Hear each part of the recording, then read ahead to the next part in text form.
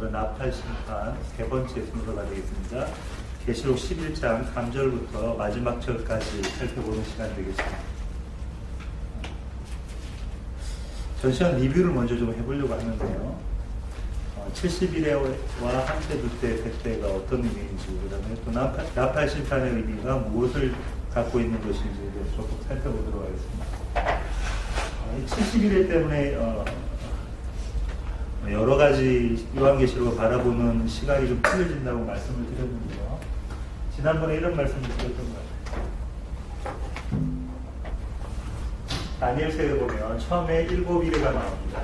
처음에 한 일회가 나옵니다. 아라비아 숫자로 1, 그 다음에 69,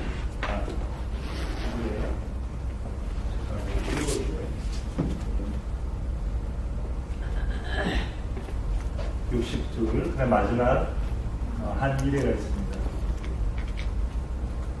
이 한 일회를 계시록에서 또 3년 반과 3년 반, 한때,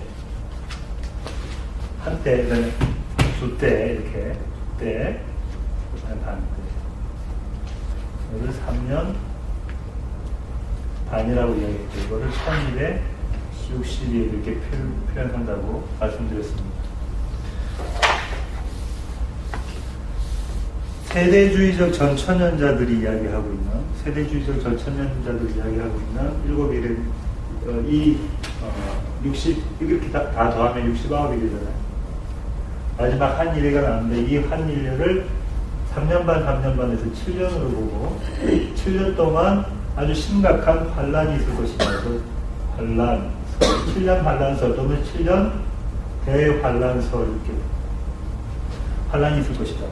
처음에 3년 반은 그래도 견딜만 한데 나중에 3년 반이 힘들 것이다.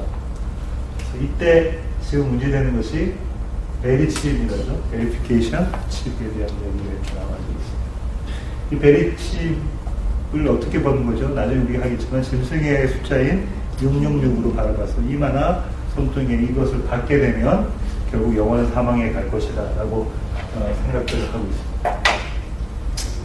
조금 이따가 나오겠지만 이런 신학 안에서 성경을 해석하다 보니까 요한계시록을 전부 다 문자적으로 해석하게 됩니다. 문자적으로 해석하면 무슨 문제들이 생겨나는지를 오늘 시간에 좀 배우도록 하겠습니다. 요한계시록 신학강좌의 제목이 뭐죠? 우리가 하고 있는 신학강좌 제목이 지난번에도 말씀드린 것처럼 거룩한 성. 너 거룩한 성 새 예루살렘. 성격입니다. 너 거룩한 성 새 예루살렘. 뭘 말하는 겁니까? 교회, 우리를 말하는 거예요. 요한계시록의 주제는 교회에 있습니다. 새 예루살렘을 세우는 것에 있어요. 그렇다면은 성경 전체적으로 이렇게 70일에 대한 이야기를 하고 있는데 이것은 한 가지 사건이에요. 뭐냐면 옛 예루살렘은 허물고 새 예루살렘을 세우겠다라는 그 강력한 메시지가 담겨져 있는 거예요. 이게 전체 요한계시록 전체 22장에 쫙 펼쳐서 써놓은 것이 그겁니다. 그래서 성전을 파괴하는 것과 성전을 세우는 것, 성전을 세우는 것은 결국은 완성되는 모습은 여기겠죠. 되는 모습은 정말로 충만히 되겠죠. 성전을 파괴하는 모습들이 나올 거잖아요. 성전이 파괴됐다가 재건축되고, 파괴됐다가 재건축되고, 다시 파괴됐다가 재건축되고 하는 모습들이 나온다고 그랬죠. 그래서 수르바벨 때 성전이 재건축하면 됐고, 그 다음에 성전이 또 재건축된 적이 언제죠? 헤롯 대왕 때 재건축됐고, 그 다음에 완전히 파괴된 데가 언제냐면 AD 70년에 로마에 의해서 예수님이 그런 말씀을 하셨죠. 돌 하나도 남기지 않고 파괴될 것이다. 하지만 주님께서는 주님 몸을 뭐라고 비교하셨습니까? 성전. 그래서 내가 허물면 3일 만에 내가 다시 세우리라. 예수님이 교회 되시는, 교회의 머리가 되시는 말씀을 하시면서 이 그림을 그리고 계십니다. 이런 개념 안에 계셔야 돼요. 이런 개념 안에 요한계시록 읽으셔야 되지. 만약 이렇게 되지 않으면 아까처럼 오늘 보겠지만 아주 문자적으로 해석하는 수밖에 없게 됩니다. 그럼 이게 3년, 한때 두때 반때라고 하는데 요 마지막 남아있는 이 한때 두때 반때가 다시 말하면 나중에 이야기될 천년 왕국이 돼요. 출애굽에서는 이거를 뭐라고 그러죠? 출애굽은 이것을 광야라고 합니다. 스데반은 뭐라고 하는데 저 광야? 교회. 요 안에 있는 이야기를 지금 하고 있습니다. 요한계시록은 어디 얘기를 하고 있냐면 요 안에 있는 교회 시대를 하고 있습니다. 예수님의 초림 이후부터 재림까지 그 시간을 교회 시대를 살고 있는 우리들에게, 교회에게 하시는 말씀입니다. 이 개념을 가지고 오늘 나팔심판 마지막 부분을 한번 살펴보도록 하겠습니다. 그리고 참, 두 번째, 나팔심판의 의미. 성경에서 7번 나팔을 부른 적이 있다고 그랬죠. 이게 언제냐면 여리고 전투 때입니다죠. 여리고 전투 때에 하시고자 하셨던 하나님의 일이 뭐냐면 여리고를 무너뜨리는 일이에요. 아주 견고하게 본 여리고성이 얼마나 견고했냐면 그 위에 벽에 마차가, 전투하는 마차 있죠. 병거라고 하면 그 마차가 쌍방향으로 달릴 수 있을 정도로 그 튼튼한 견고한 벽이 그것이 무너졌어요. 어떻게 하면서 무너졌냐면 그 앞에 어떻게 했죠?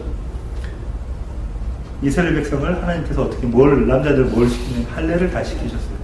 할례는 뭐라고 말씀드렸습니까? 침례라고 말씀드렸고, 침례는 결국은 우리의 죽음, 또 예수 그리스도와 함께하는 부활, 이것을 의미하고 있는 것입니다. 그런 의미에서 나팔심판이에요. 요런 개념들을 머리에 두고 오늘 할 걸 살펴보겠습니다. 오늘은 첫 번째, 두 번째 심판은 어떻게 됩니까? 여섯 번째 심판까지 있고 그다음 삽입 들어가고 일곱 번째 심판이 있습니다. 그렇죠? 인심판 때도 그랬고 나팔심판 때도 공유가 있습니다. 그 삽입 중에 삽입에서 첫 번째 거는 뭐에 대한 이야기였죠? 아니 나팔심판 안에서 첫 번째 삽입. 조금씩 전에 했던 거는 뭐에 대한 겁니까? 사도 요한에게 주신 하나님의 사명에 대한 겁니다. 자간책에 대한 이야기를 하면서요. 오늘은 두 증인에 대한 이야기를 하고 있어요. 두 증인에 대한 이야기를 한번 살펴보도록 하겠습니다. 성경에서 숫자 2가 이야기하는 게 히브리 당시 사람들, 고대 히브리에서는 숫자가 우리가 생각하는 카운트하는 그런 숫자가 아니라고 했습니다. 그렇죠? 성경에서 특별하게 숫자를 이야기하고 있을 때는 히브리 사람들에게 숫자는 어떤 특별한 의미를 가지고 있는 거예요. 7이 뭐라고 했습니까? 완전한 거. 10은 꽉 찬 느낌이라고 했죠. 꽉 찬 거. 그 다음에 4는 만방, 동서남북, 사방위를 말씀드린다면 3은 3위 하나님에 대한 숫자, 하나님의 숫자죠. 그 다음에 12는 아들의 숫자예요. 아들의 숫자. 그래서 야곱의 아들이 12명입니다. 왜냐하면 그 12가 담고 있는 게 아들이다, 나의 택한 아들이라는 걸 담고 있기 때문에. 그럼 2는 뭐냐? 2는 증인이에요. 2명이 있어야 증인이 되는 겁니다. 그죠? 자, 그 다음에 예언하다가 나와요. 성경책을 보시면서 따라오시면 되겠습니다. 내가 나의 두 증인에게 권세를 주리니 그들이 붉은 베옷을 입고 1260일을 뭐 한다고 합니까? 예언합니다. 요 앞에 바로 뭐 있었죠? 사도 요한에게 말씀을 주신 자언책을 주시면서 네가 그걸 먹고 그 다음 선포하라라는 말씀을 하시죠. 만방에 선포하라 그런 말씀을 하시죠. 그 사역의 연속성상이 있습니다. 두 증인이. 자, 붉은 베옷을 입다. 성경에서 나오는 붉은 베옷은 다 언제 하냐면 예언자가, 그렇죠. 예언자가 하나님의 말씀을 받아서 하나님의 택하신 백성들에게 회개하라는 선포를 할 때 굵은 베옷을 입습니다. 지금 그 옷을 입고 있어요. 이 예언자들이.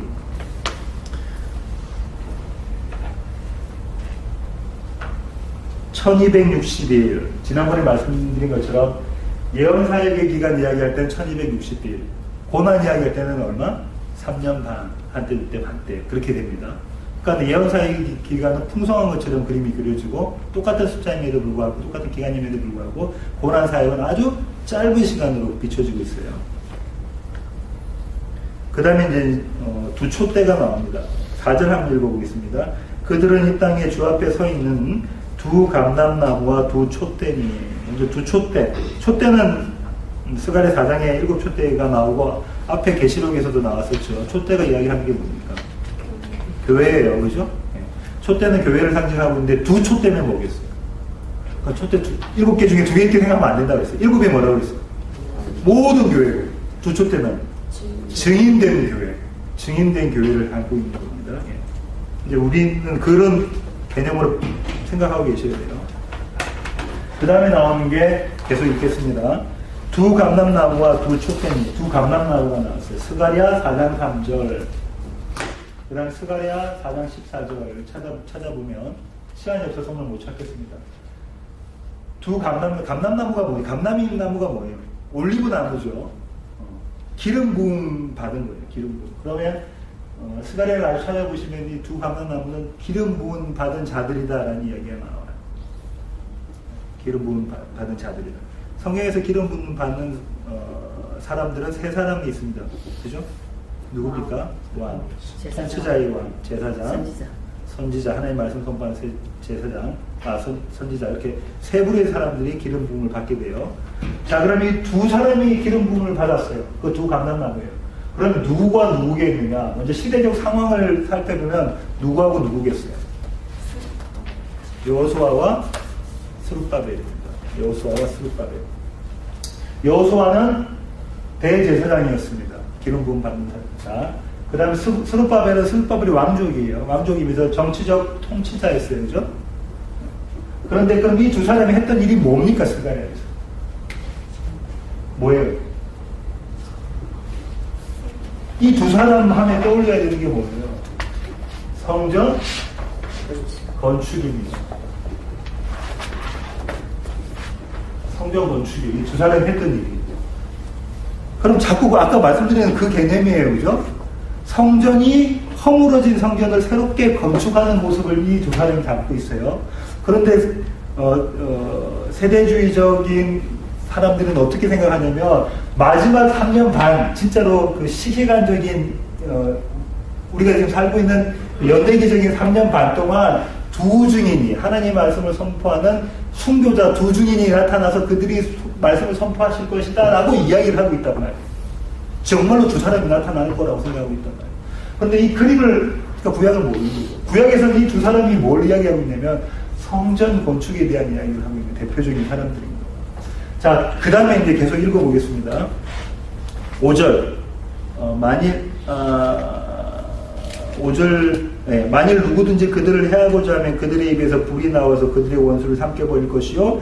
누구든지 그들을 해하고자 하면 반드시 그와 같이 죽임을 당하리라. 6절. 그들이 권능을 가지고 하늘을 닫아 그 예언을 하는 날 동안 비가 오지 못하게 하고 또 권능을 가지고 물을 피로 변하게 하고 아무 때든지 원하는 대로 여러 가지 재앙으로 땅을 치리라. 특별히 6절을 보십시오. 두 가지 큰 기적이 나타나요. 그죠?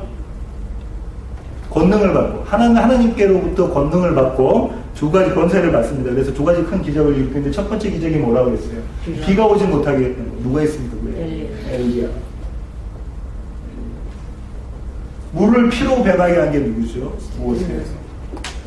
그렇다면 보세요. 엘리야와 모세가 한 일은 뭐가? 성전을 세우는 일이다라는 것을 이 그림 두 가지를 보고 여러분이 연상을 하셔야 돼요. 그러면 새 성전을 만드는 그림을 이 두 사람들이 했던 거예요. 그렇죠? 그리고 엘리야와 모세와 성전의 주인 대신 머리 대신 그 세 사람이 함께 있었던 자리거든요. 사도들이 봤어요. 언제? 변화산에서. 변화산에서 베드로가 뭐라고 고백하죠? 엘리야를 위해서 모세를 위해서 주님을 위해서 내가 초가집을 짓겠습니다. 그 세상을 봤어요. 근데 그 사람들이 어떻게 됐어요? 변화된 모습, 이전의 모습이 아닌 변화된 모습이에요. 새롭게 성전이 건축된 모습을 갖고 있단 말이에요. 성경은 다 이렇게 퍼즐처럼 다 짜면서 쳐져 있는 겁니다. 그 그림을 그냥 보여준 게 아니고 요한이 이 얘기를 그냥 하는 게 아니에요. 이 엘리야와 모세가 스룹바벨과 여호수아가 민족적 이스라엘의 성전을 건축하는 그림을 그리고 있다면 이 그림을 그 스가랴서를 갖고 왔으니까 요한이 그걸 노렸을 거 아니에요. 이게 성전 건축이야. 그런데 그들이 이야기하고 있었던 그 성전 건축이 아니라 엘리야와 모세가 이야기하고 있는 주님이 머리에 대어서 주님 때문에 변화된 모습으로 있는 그 교회의 성전 건축이다라는 걸 가르쳐주고 있는 거예요. 이 그림. 근데 어떻게 여기서 마지막 때 두 증인이 나와서 복음을 선포하고 그들이 장렬하게 죽을 것이다. 그렇게 해석하면 안 돼요. 구약을 모르는 거죠. 계속 보겠습니다. 그들을 해하고자 하면 그들의 5절이죠. 그들의 입에서 불이 나와서 엘리야와 이스라엘 왕, 불이 나와서 이거는 엘리야와 이스라엘 왕 아하시야 사이에 일어난 사건이에요. 열왕기 하를 1장을 이렇게 보시면 어떤 사건이냐면, 아하시야가 병에 걸리죠. 그렇게 해서 이 사람이 누굴 찾아가냐면, 바알세불을 찾아가가지고, 바알세불을 섬기는 자들을 찾아가가지고, 그에게 내 병이 낫겠느냐고 물어보고. 그때 엘리야가 뭐죠? 이스라엘은 여호와가 하나님이 안 계시니까 네가 그쪽으로 가느냐? 너 지금 정말 죽게 될 것이다 라고 선포를 해버리고 이제 이 아시아 왕이 이 엘리야를 막 쫓는 사건이 생긴 거죠. 무슨 얘기하고자 하는 것입니까? 하나님의 말씀을 선포할 때에 하나님께서 택하신 백성들은 그 말씀을 받아요. 그렇지 못한 자들은 어떻게 합니까? 적대하고 그 사람들을 죽이려고 하는 거죠. 이 그림 계속해서 나옵니다. 이 그림을, 구약의 그림을 머릿속에 그리시기 바랍니다. 그 다음에 쭉 내려갈게요. 아까 6절 했고요. 7절. 그들이 그 증언을 마치다라는 것은 두 증인의 증거 사역이 완성된다는 걸 의미하는 거죠. 계시록을 읽으면서 여러분이 절대로 놓치면 안 되는 것, 이게 어느 시점의 마지막, 어느 한 시점을 가리키고 있는 것이 아니라는 겁니다. Already, not, but not yet. 이미, 그러나 아직. 그걸 가리키면서, 그것을 가리키고 있으면서 동시에 지금의 이야기를 하고 있는 거라는 거죠. 이해가 되십니까? 그러니까 이 완성됐다는 것도 완성해 가시는 하나님에 대한 메시지를 담고 있는 거예요. 근데 이 두 증인의 증거 사역을 예수님께서 말씀하셨어요. 그죠? 말씀하셨어요. 사도행전 1장 8절이 뭡니까? 지상명령이에요. 뭐죠? 너희가 성령을 받으면 권능을 얻어서 어떻게 한답니까? 예루살렘과 온 유대와 사마리아와 땅끝까지 이르러 내 증인이 되리라. 근데 이 모습이 그 모습 아닌가요, 지금? 뭘 받았다고 그랬어요? 두 증인이. 권능을 받아서. 그 권능이 뭡니까? 성령이죠, 성령. 권능을 받아서, 성령을 받아서 권세, 그 권세는 뭐 능력 이거보다 하나님 그 일을 마땅히 하실 수 있게끔 만들어 가신다는 거예요. 그걸 해서 그들이 온 세상에, 아까 사도 요한에게는 뭐라고 했죠? 요합장에서, 11장에서 열방과 족속과 방언해서 온 세상을 이야기했죠. 네 가지를 이야기하면서 똑같은 얘기 계속하고 있습니다. 선생님. 예, 그 다음에 보시겠습니다. 7절입니다. 계속.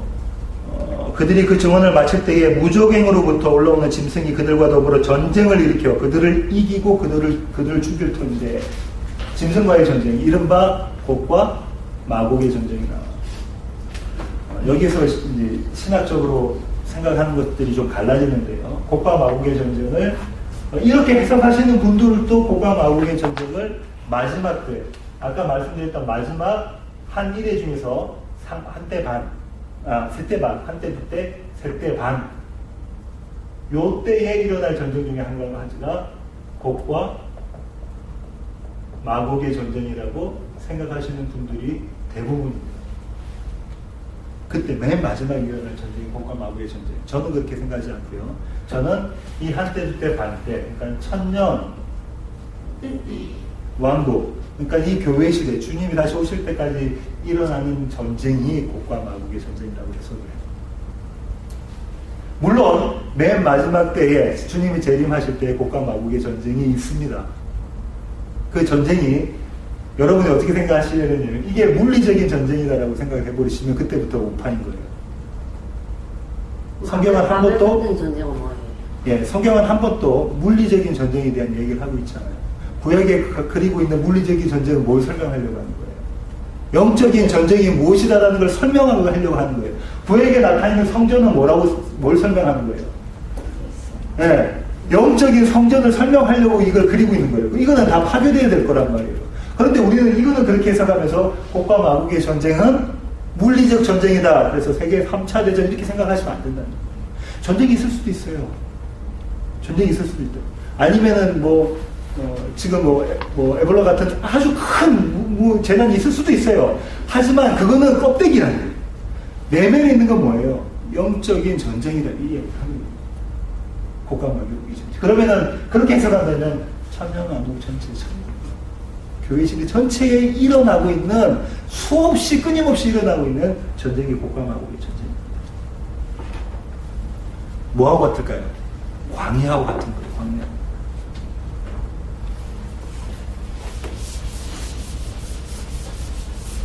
자, 그 다음에 계속해서 보겠습니다.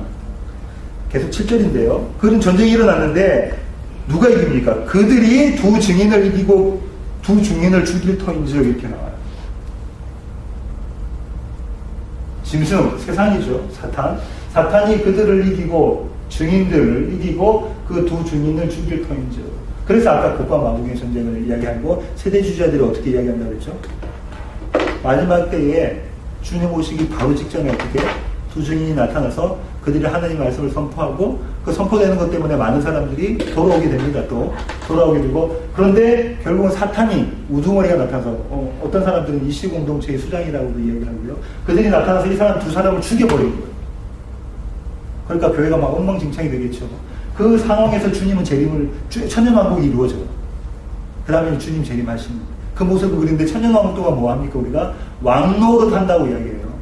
우리가 그럼 믿지 않는 사람들 자기 마음대로 가. 이 7년만 잘 견디고 나면 그럴 것이다라고 이야기를 한다는 거죠. 그렇게 해서 정말 이들이 순교를 당할 것이라고 생각을 해요. 근데 아닙니다. 지난번 말씀드린 것처럼 순교자는 교회예요. 세상에 대해서 죽고, 바로 그러죠. 내가 세상에 대해서는 죽고 하나님께 대하여 살아간다. 그 얘기를 계속하고 있는 거예요. 네. 자, 그 다음에 교회 공동체의 이중적인 측면이 발견돼요. 1261 42달. 이때는 하나님 말씀을 선포하는 교회 사명이 있는 때. 이때는 고난받는 때. 그죠? 보호와 방임, 승리와 패배. 이미 승리했다고 이야기를 해놓고는 요한이 지금 뭐라고 합니까? 짐승에서 죽임을 당한다는 이야기를 하고 있죠. 안전과 고난, 이걸 다, 양면을 다 이야기를 하고 있어요. 왜 그 얘기를 하고 있는지 여러분 이미 아십니다. 여러 번 제가 설명을 드려서 그죠? 이미 알고 계세요. 왜 그렇습니까? 지금 이 땅에서는 뭐 하는 것처럼 보인다고요.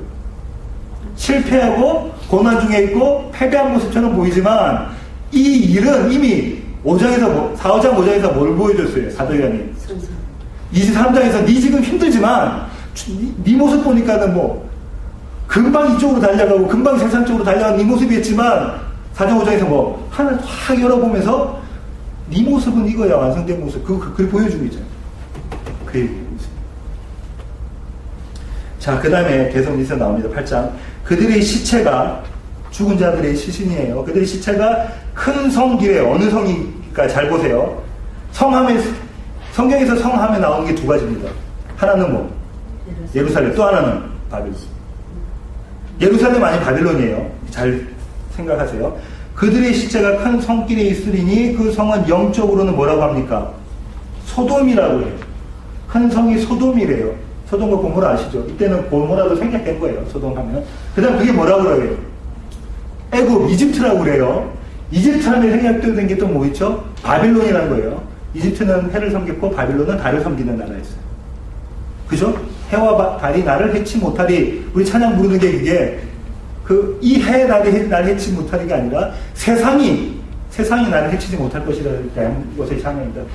근데 그곳이 어디래요? 뭐라고 이야기합니까? 그들의 주께서 십자가에서 못 박히신 곳 어디입니까? 골고다죠. 그 골고다는 어디예요? 예루살렘이에요. 반역의 장소가 일어난 거예요. 사도 요한이 뜻밖의 소리를 합니다. 뜻밖의 소리를 해요. 큰 성이 소돔인데 애굽이고 바빌론인데 그곳이 예수 그리스도가 죽은 곳이고 그곳이 예루살렘이다. 그렇다면 이 성은 어떻게 됩니까? 하나님께서 어떻게 하셨어요? 멸망시키셨죠. 그러면은 예루살렘은 하나님의 큰 도성, 예루살렘은 어떻게 돼야 된다는 거예요? 반드시 멸망시킬 것이다. 왜? 새 예루살렘을 지키기 위해서. 그렇잖아요. 우리가 건물을 지을 때 어떻게 합니까? 한 건물 다 허물고 새 건물을 올리잖아요. 그거 할 것이라는 이야기 하고 있는 거예요. 우리도 그래요. 우리도 이때 이 모습으로 죽는 거예요. 주님이 죽으신 것처럼. 그런 성경을 읽으면서 행간에 있는 뜻을 쫙 파악을 해내셔야 됩니다. 그 다음 9절이래요. 백성들과 족속과 방과 나라. 매번 항상 나옵니다. 그죠? 열방이라는 얘기예요. 나라 중에서 사람들이 그 시체를 얼마 동안, 사흘 반 동안, 이거를 또 세대주의자들, 전천년주의자들은 어떻게 이야기를 하냐면, 이 사흘 반이 정말 그 두 사람 증인이, 탁월한 증인이 나타나서 하나님의 말씀을 세상 방방곡곡에 선포하다가, 한때는 누가 그런 사람이라고 한참 전에 이야기를 했냐면, 조영기 목사님 그런 분 중에 한 분이라고 이야기도 나오고 그랬어요. 그러다가 결국은 세상에 의해서 순교를 당하고 3일 반 동안 있다가 그 다음에 부활한다라고 이야기를 하고 있어요. 근데 절대 아닙니다. 자, 보세요. 사흘 반 예수님께서 죽으신 때는 죽으신지 살아나신 그림이 여기 그려져 있죠. 뭐가 있습니까? 예수님이 고난받으시고, 예수님이 죽으시고, 세상에 의해서, 예수님이 3일 있다가 살아나시고, 예수님이 승천하신 모습이 계속 나올 겁니다. 그죠? 나와야 돼요. 나올 겁니다. 그 모습이 있습니다. 그런데 그것을 사흘 반이라고 맞춘 이유가 있어요. 사흘 반이라고. 왜냐면 3년 반, 한때, 두때, 반때라고 맞죠. 이 기간이 어떻다니? 사흘 반, 3년 반, 한때, 두때, 반때, 1160일은 전부 다 똑같은 기간이다. 교회 시대. 나중에 천년왕국까지 교회 시대. 같은 기간 동안에 있는 얘기를 하고 있는 거예요. 그 사흘 반 동안 뭘 못하게 하냐면 무덤에 장사하지 못하게 해요. 근동지방에서 무덤에서 장사를 지내지 못하게 하는 것은 그 집안에 대해서 극도의 수치감을, 모멸감을 주는 거고, 그 사람, 그 가족들은 극도의 수치감을 당합니다. 여기 있는 성경 구절 찾아보시면 그 얘기가 나와져 있어요. 극도의 수치감을 주는 거예요. 그렇다면 어떻게, 예수님이 극도의 수치감을 받으셨죠? 언제 받으셨습니까?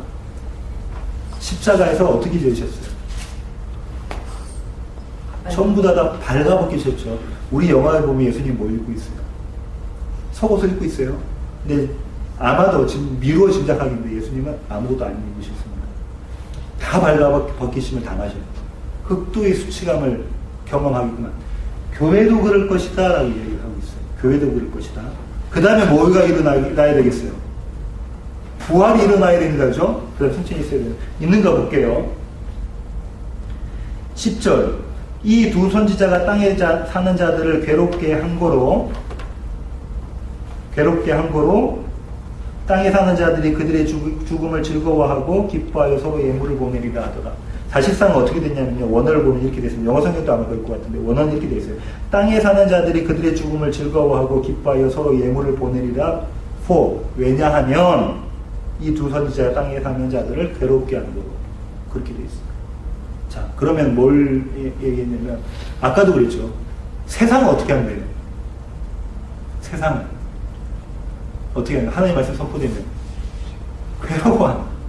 괴로워해서 그들을 가만히 놔두지 않고 그들을 죽이려고. 그들이 누구예요? 교회 두 증인을 죽이려고 해요.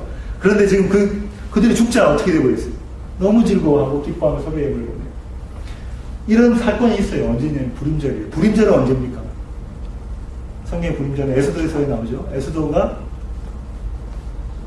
어떻게 하죠? 하만이 어떻게 하죠? 이스라엘 백성들을 죽이려고 하니까 에스더가 내가 죽으면 죽으리라 하고 들어가죠. 네, 그렇게 해서 쭉 설명을 해서 결국은 모르드게를 통해서 어떻게 하면 하만도 죽게 만들어버리죠. 그렇게 하면서 그 다음에 어떻게 했냐면 이스라엘 백성들이 그가 죽음으로 서로 기뻐해서 선물을 주죠. 이 대조적인 묘사를 하고 있습니다. 이 사람들이, 세상 사람들이 교회가 죽자. 여기서 교회 죽자라고 제가 말씀드린 마지막 때에 교회가 딱 죽는 그게 아닙니다. 이 기간 동안, 1260일 동안 한때, 두때, 반때, 3년 반 동안 살아가는 동안 교회에 죽는 모습이 나타나자 그걸 즐거워한다고. 그걸 기뻐하고 즐거워한다고. 계속해서 보겠습니다.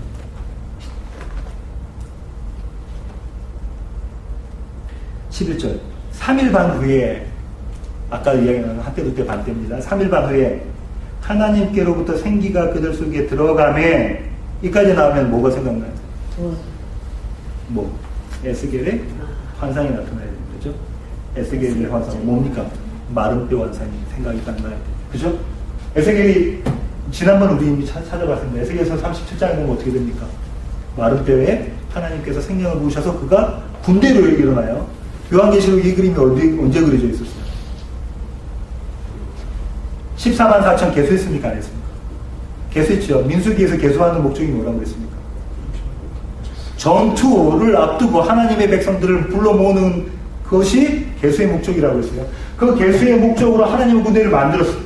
그러고 난 다음에 그 다음에 뭘 보여주죠? 그들이 뭐 하고 있습니까? 자꾸 지상과 천사가 왔다 갔다 하면서 요한이 뭘 보여줬어요? 제일 처음에 14만 4천 하나님의 백성이야. 하나님께서 인을 치신 자들이야. 이마에 인받은 자들이 이 사람들이야. 이 사람들을 해치지 마. 천사들 보고 하나님께서 말씀하시는 그 자들을 이야기하는 그 14만 4천이 어떻게 구성되어졌어? 라고 이야기한 게 뭐였습니까? 12지파 중에서 사람들을 불러 모으는 그림이 그려져 있죠. 민수기에 있는 그림이. 그건 땅에 있는 교회들이에요. 그 다음에 뭐를 했죠? 그 교회가 전투 어떻게 했다는 얘기는 없고 다 뭐, 그 다음에 바로 넘어갔던 게 뭐예요? 14만 4천이 뭐 하고 있습니까? 승리의 노래를 부르고 있어요. 뭘로 나타나죠? 뭘로 나타나요? 큰일인데.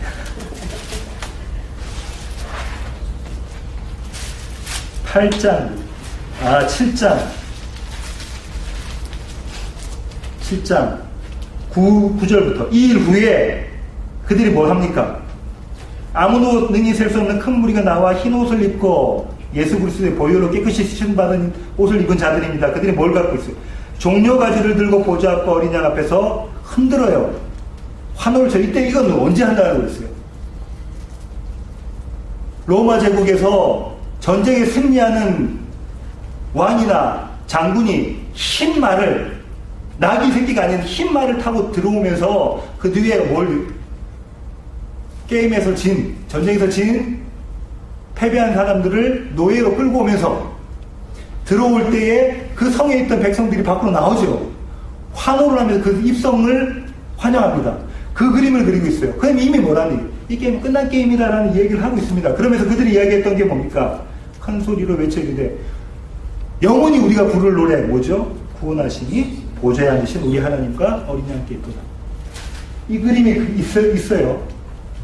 지금 우리가 3일 반 후에 하나님께로부터 생기가 들어가면 그 얘기가 나오면 이미 우리는 에스겔에 있는 그림과 함께 쭉 요한계시록 앞에 아까 올라가서 6장, 7장, 8장을 그림을 그리고 계셔요. 근데 이들이 승리했어요. 근데 다시 볼게요. 이 전쟁은 곡과 마곡의 전쟁이었죠. 두 중인을 죽이고 난 다음에, 그죠? 세상이 짐승이 두 중인을 죽이려고 하는 막 그 전쟁이라는 얘기예요. 그 다음에 죽고 난 다음에 일어나는 전쟁인데 이 전쟁이 또 다른 전쟁이겠냐고. 아닙니다. 1000년 동안 교회 시대 동안 늘 있는 전쟁이에요. 또 다른 전쟁이 나중에 종말일 때 어떤 전쟁이 물리적인 전쟁으로 일어날 그 전쟁이 아니란 얘기예요. 그런데 이렇게 해서 군대가 생겨났어. 그러니까 이게 요한계시록 힘든 점입니다. 어떤 사건이 이렇게 끝났어. 그러면 요거 다음에 이어나는 건 이거보다 시간적으로 뒤에 있는 사건이 있느라고 생각하시면 안 돼요. 왜냐하면 이미 앞에 뭘 했었습니까? 개수를 했죠. 하나님의 군대를 개수했어요. 그때도 이미 아까 제가 에스겔에 있는 그림을 마른 뼈 환상에 대한 그림을 설명을 드렸어요. 근데 이게 또 나왔어요. 그럼 또 다른 싸움인가? 그거 아니란 얘기예요. 똑같은 거를 논리적으로 해석을 하셔야 되지 처음부터 시간 순서로 해석하시면 안 된다고 말씀을 드렸습니다. 또 다른 싸움인가 이렇게 생각하시면 안 된다는 거예요. 근데 그러고 이렇게 살아나니까 부활이 있습니다. 예수님처럼 교회가 부활하는 모습이에요. 세상 속에서 부활하는 모습입니다. 하니까 세상이 어떻게 된다고 그래요? 크게 두려워하더라. 원어로는 어떻게 되냐면요. 큰 두려움이 확 들어오는 거예요. 세상 사람들. 큰 두려움이 확 들어오는 거예요. 하나님께서 두려움을 넣으시는 것처럼 그 정도로 두려운 모습인 거예요. 왜냐하면 다 죽은 줄 알았던 교회가 살아나니까. 그 다음 승천이 있어야 되겠죠. 그 다음에 읽겠습니다. 12절. 하늘로부터 큰 음성이 있어 이리로 올라오라 함을 그들이 듣고 구름을 타고, 여기서 타고는 손오공처럼 구름 타고 다니는 거 아니고 구름 가운데, 예수님 승천하실 때도 우리 구름 타고 우리 찬양이 되잖아요. 나중에 구름 타고 오실, 구름을 타는 게 아니고 구름 가운데, 그 구름은 뭘 이야기하는 거죠? 하나님의 임재, 또 하나님의 영광. 하나님의 영광, 우리가 사람이 직접 보면 안 됩니다. 이렇게 가리는 거죠. 구름을 타고 하늘로 올라가는 예수님이 승천하신 모습과 같습니다. 교회가 경험하는 게. 그들의 원수들도 구경하더라. 자, 그 다음에 13절. 그때 큰 지진이 나서 성 10분의 1이 무너지고 지진에 죽은 사람이 7천이라. 그 남은 자들이 두려워하여 영광을 하늘에 하나님께 돌리더라. 10분의 1. 성경에서 10분의 1은 뭡니까? 전체를 대표하는 거예요. 11조는 뭐죠? 모든 것이 하나님의 것입니다라는 걸 대표하는 겁니다. 성경에서 그렇게 나오는 걸 대표하는 것이 11조, 10분의 1. 장남 마찬가지죠. 전 가족을 대표하는 거죠. 레위인 마찬가지인 거예요. 그 10분의 1이 어떻게 됐대요? 10분의 1이 무너졌어요. 그죠? 그 다음 그 얘기는 전체가 다 그렇게 됐다는 얘기예요. 전체가 다. 지진에 죽은 사람이 몇 명이다? 7,000명이다. 7,000은 7 하면 또 완전한 심판에 대한 얘기가 있습니다. 그 남은 자들이 두려워하여 영광을 하나님께 돌리고. 여기서 문제냐면 요한계시록에는 하나님 말씀이 선포된 다음에 남은 자들이 하나님께 영광을 돌리는 장면이 여기 한 번 나와요. 근데 이게 샌드위치 구조라고 지금 이렇게 돼 있어요. 이 다음번에 보면 지금 나오겠죠. 예. 남은 자들이 하나님께 영광을 돌리잖아요. 하나님께 영광을 돌리는 건 계시록 전체에 하나님의 백성에 대한 이야기를 해요. 자 보세요. 지금 뭘 했냐면 두 증인 요한과 작은 책을 받아 놓은 요한과 두 증인의 말씀 선포가 있었습니다. 그러고 난 다음에 이게 A고 이게 A-고 이게 B예요. 그러고 난 다음에 어떻게 되냐면 그들이 예수님을 믿게 되더라 됩니다. 이 앞에는 그러면 안 믿는 장면이 있을 거예요. 그죠? 안 믿는 장면이 있을 거예요. 그리고 안 믿는 장면이 어디 나왔냐면 10장 1절부터 11장 12절까지 이 장면 가운데서는 안 믿는 장면이 있는 겁니다. 10장 앞에 볼게요. 9장 21절. 또 그 살인과 곡술과 음행과 도둑질을 뭐하지 않더라. 회개하지 않은 자들이었는데 교회의 증언으로 말미암아 그들이 회개하죠. 이때는 뭐가 있었냐면 말씀 사이에 있는 그림이 안 그려져 있어요. 안 그려져 있어요. 뭐가 있어요? 물리적인 재앙에 대한 그림만 그려고 있는데 그 다음에 뭘 합니까?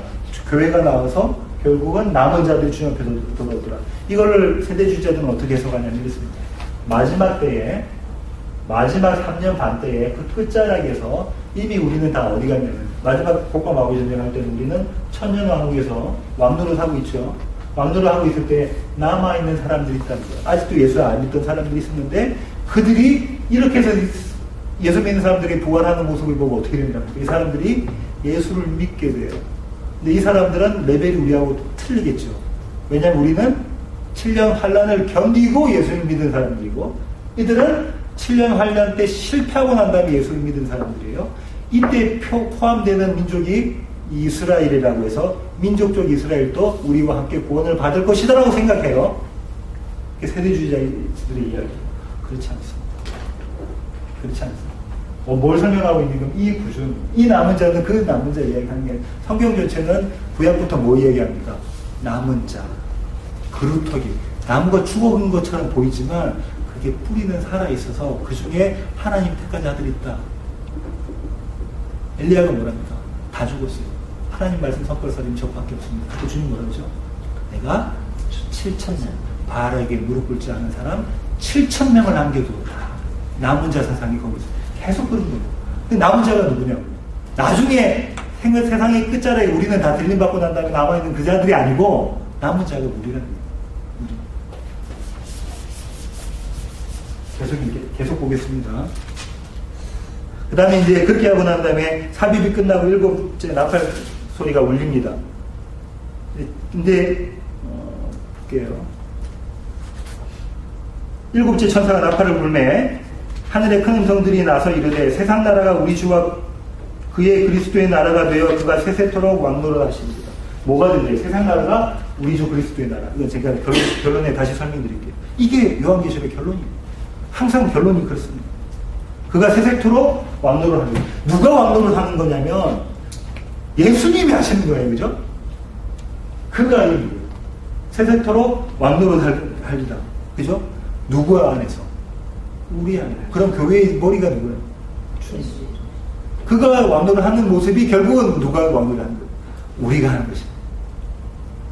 착각해서 믿지 않는 사람을 내가 야 너 이거 갖고 와, 너 저거 갖고 와, 네가 나를 핍박했지. 그게 아니라 예수가 왕노릇 하시는 것이 결국은 우리가 왕노릇. 나중에 어떻게 된다고 했어요? 연합되기 때문에. 주님과 연합되기 때문에. 그 다음에 계속 읽겠습니다. 뭐 하고 있냐면 엎드려 얼굴을 땅에 대고, 이거 언제 우리 살펴봤냐면 4장 9절부터 11절 살펴봤어요. 뭐 합니까? 그들이 면류관을 벗어서 주님 앞에 어린아이께 내어드리는 거죠. 내가 왕이었던 건 네가 아니고요. 이제 주님이 왕입니다. 이게 예배라고 했어요. 원래 하나님께서 목적하셨던 자기의 위치를 찾는 것. 그죠? 그 그림이 똑같이 나옵니다. 이게 왕노릇이에요. 그 다음에 보세요. 뭐라고 나오냐면 18절 이방들이 분노하고 세상 사람들은 분노해요. 이 모습을 보고 주의 진노가 내려 죽은 자를 심판하시며, 여기서도 죽은 자를 어떻게, 그 다음에 나중에 죽은 자를 어떻게 이야기하냐면 믿지 않고 죽은 영혼 이렇게 표현하는데 그렇지 않습니다. 왜 그렇지 않냐면 이 뒤에 나와 있는 자 보십시오. 주의 이름을 경외하는 자, 그 다음에 땅을 망하게 하는 자 다 현재형이에요. 과거형이 아닙니다. 현재형이라는 건 지금 하고 있는 모습이라는 거예요. 지금 하고 있는 모습. 죽은 자를 심판하시며 또 멸망시키실 때 여기서 우리는 뭘 생각하시면 시점의 이중성이에요. 아까 이야기한 것처럼 already 번나들었습니다. 이게 마지막 때에 반드시 일어날 종결되어질 것이지만 지금 또 여전히 유효한 이 모습이라는 거예요. 우리 가운데 있는 모습. 그 다음에 뭐 합니까? 어떤 사람들에게 선지자들과 성도들과 또 작은 자든 큰 자든 주의 이름을 경외하는 자, 하나님 택한 자들에게 뭘 주신대요? 상 주십니다. 그래서 천국 가면 우리가 상을 엄청 많이 받을 거라고 생각합니다. 천국에서 상은 딱 한 개밖에 없다고 김재현 목사님이 누누이 말씀하셨죠. 뭡니까? 상은 영생, 영원한 생명, 이터너티에 대한 이터널 라이프에 대한, 여기 영원한 생명인데 영원한 생명이 내가 죽지 않고 불로장생합니다라는 개념이 아니라고 그랬죠. 이 영생은 누구만 갖고 계시죠? 하나님. 영생을 다른 말로는 신적 생명입니다. 그러니까 우리가 개념, 국어사전식에 있는 개념을 딱 버려버려야 됩니다. 국어사전에 있는 개념은 죽지 않고 영원히 사는 건데 그게 아니라 하나님의 생명에 동참한 자, 예수 그리스도와 연합함으로 하나님의 생명에 동참한 자가 영생. 이것을 상을 주신다는 거예요. 다시 말하면 뭐예요? 예수, 그리스도 예수를 상으로 주셔서 우리가 이분과 연합함으로 영원한 생명에 참여할 것이다. 그 다음에 이제 보십시오. 이에 하늘에 있는 하나님의 성전이 열리니, 이것도 최종적인 의미에서의 하나님의 성전이라고 신학자들은 해석하는데 그렇지 않고요. 지금부터 마지막까지입니다. 지금부터 마지막까지. 자, 보십시오. 하늘의 성전문이 열려요. 그러고 난 다음에 뭐가 보여요? 하나님의 언약궤가 보입니다. 이 그림이 그려지셔야 돼요. 지금 자 보세요. 하늘문이 쫙 열리고 여기에 그 뭐가 보인다는 거예요? 하나님의 언약궤가 하나님의 언약궤라고 했어요. 세상에 있던 모습이 아니라 하나님의 언약궤가 이 안에 들어가 있던 게 세 가지라고 했죠. 세 가지. 뭐죠? 증거판, 아론의 쌍난 지팡이, 만나 하나님. 인간의 반역의 모습입니다. 이 반역의 모습 위에 시운자가 있고 시운자에 예수 어린 양의 피를 뿌리면 구원을 받는 거죠. 이걸 예고해놓던 데가 어디예요? 에베소서 1장 4절 창세전 언약 하나님 스스로의 언약 뭡니까? 예수 그리스도 안에서 그들을 택한 자들을 하나님 앞에서 거룩하고 너희는 지금 거룩하고 흠이 없는 존재가 될 수가 없는데 거룩하고 흠이 없는 거룩하고 흠 이렇게 하면 뭐라고 그랬어요? 누가 생각나는데 했어요? 야곱 아롱진 것만 내 겁니다. 나는 아롱진 것만 생산해낼 수밖에 없는 자입니다. 라는 그 자를 누구를 뭘로 만들어 바꾸셨습니까? 야곱을 이스라엘로 새 예루살렘으로 바꾸시는 것 이게 어디에 예언되어 있냐면 예고되어 있었냐면 창세전이나 우리 이 세상이 만들어지기도 전에 우리가 만들어지기도 전에 하나님은 이 약속을 하고 계셨는데 하나님 스스로 하고 계셨는데 이제 그 하나님이 쫙 열리면서 이 언약궤가 보여요. 이 언약궤가 보면은 그 사람들이 이 메시지를 받는 일곱 교회의 성도들은 어떻게 했어요? 아, 구약을 꿰뚫고 있었습니다. 그 모습, 그 그림이 그려집니다. 아, 나중에 번개와 음성들과 우리와 지진과 큰 우박이 있다. 이거는 뭐냐면 심판의 정도가 좀 더 강화되는 거예요. 왜냐면 앞에 없던 게 한 개가 더 생겼으니까요. 큰 우박이라는 게 더 생겼으니까요. 자, 결론 맺겠습니다. 세상 나라가 우리 주와 그의 그리스도의 나라가 되어 15절 세상 나라가 우리 주와 그리스도의 나라가 되어 이 세상 나라가 어디입니까?